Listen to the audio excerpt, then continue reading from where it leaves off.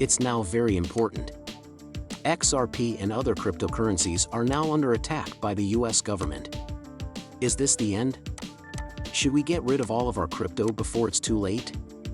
I'm afraid to answer this question because many people don't like the truth. Let's get right to the point without any more nonsense. Nota bene. Charges were taken against Changpeng Zhao, CEO of Binance, the biggest cryptocurrency exchange in the world. This made him and the exchange news. These charges are for breaking US rules that try to stop people from laundering money. Zhao took responsibility for what he did and quit as CEO on Tuesday. Binance has to pay fines that are more than $4.3 billion, and the former CEO is personally putting in $50 million. Some of this money will be used to settle claims made by the Futures Dealing Commission about US customers dealing crypto derivatives that have not been registered. The US government said that there are no pirate ships in US markets and that getting to US customers is a benefit, not a right. CFTC Commissioner Christy Goldsmith Romero made it clear that the agency will continue to take a tough stand against crypto exchanges that break trade laws. However, what does CFTC really mean? The Commodity Futures Trading Commission is a separate body within the US federal government that is in charge of the futures and options markets for commodities. This group's main goal is to create open, clear, competitive, and financially safe markets for selling futures contracts and options on futures.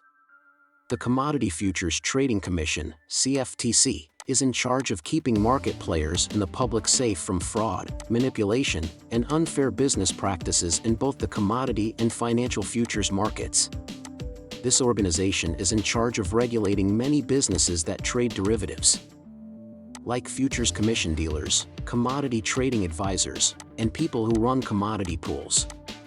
The Commodity Futures Selling Commission, CFTC, is very important for keeping derivative markets honest. Its job is to improve transparency and make sure that the Commodity Exchange Act is followed. This law controls the selling of commodity futures and options. The Commission also actively fights fraud and wrongdoing in these areas. Recent events have made the Commissioner stress that they will not tolerate the use of VPNs or any other methods that try to get around KYC rules. This includes turning down pop-up questions that are meant to make sure the user is not in the US. What does it mean for us, though? Know Your Customer, or KYC for short, is a process that companies and financial institutions use to make sure that their customers are who they say they are. The main goal of KYC is to stop fraud, money laundering, and other illegal activities by making sure that people and businesses doing business with each other are who they say they are. During the Know Your Customer (KYC) process, specific customer information is usually gathered and confirmed. This includes personal information like name, address, and date of birth, as well as identification papers like passports or driver's licenses. This information is used to figure out who the customer is and how much of a risk they are for financial crime. As a way to stay in line with regulations, financial institutions like banks, investment firms, and cryptocurrency exchanges are often required by law to use Know Your Customer (KYC) processes. Know Your Customer (KYC) helps these institutions follow anti-money laundering rules and stop people from using money for bad things.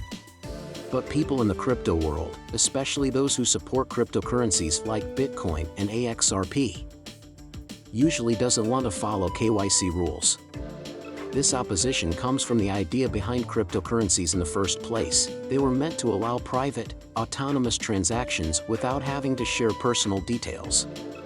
Members of the crypto community value privacy, decentralization, and security, and see KYC as going against these ideas.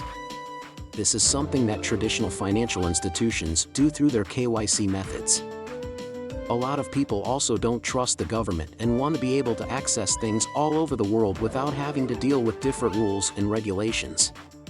This opposition is based on these ideas, but people are still talking about how to find a balance between following the rules and protecting people's privacy in the constantly changing world of cryptocurrencies. But there's a way to get around some KYC rules, and it's called VPN. A virtual private network, or VPN, is a tool that lets people connect to another network over the internet in a safe and protected way. It is often used for security, privacy, and getting to material that isn't available in your area. When someone uses a VPN, their internet data goes through a server in a different country than their own. In this process, their real IP address is hidden, making it look like they are connecting to the internet from the location of the VPN server. This can protect privacy by making it harder for websites and online services to find out where a user really is and who they are. If there are rules about Know Your Customer, using a VPN might be a way for people to get around these rules. For example, if a cryptocurrency exchange doesn't let people from a certain country use it because of government rules, someone from that country could use a VPN to make it look like they are reaching the exchange from an allowed location. This could let them get around the Know Your Customer (KYC) checks that are in place to make sure they are who they say they are and follow the law.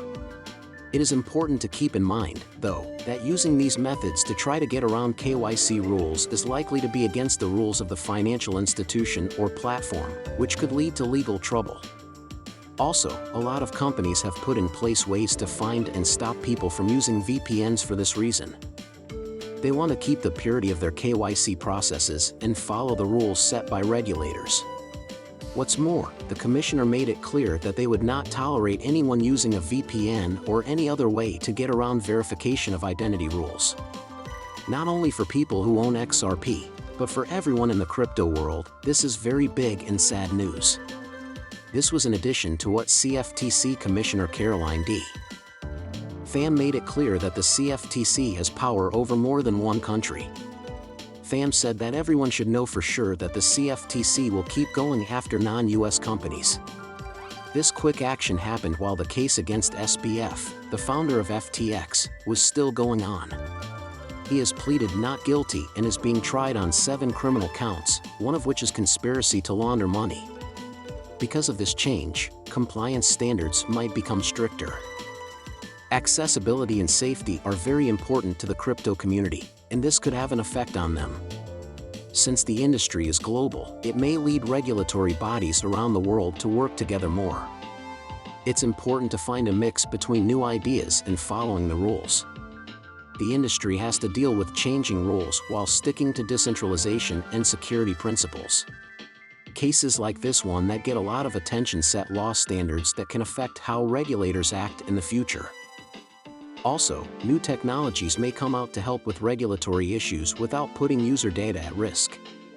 There's no need to worry, but it is important to know about how regulations in the cryptocurrency business are changing. Better oversight is often a sign that a market is getting older and can help keep it stable in the long run. It's important to know about changes in regulations in your area if you're interested in cryptocurrency.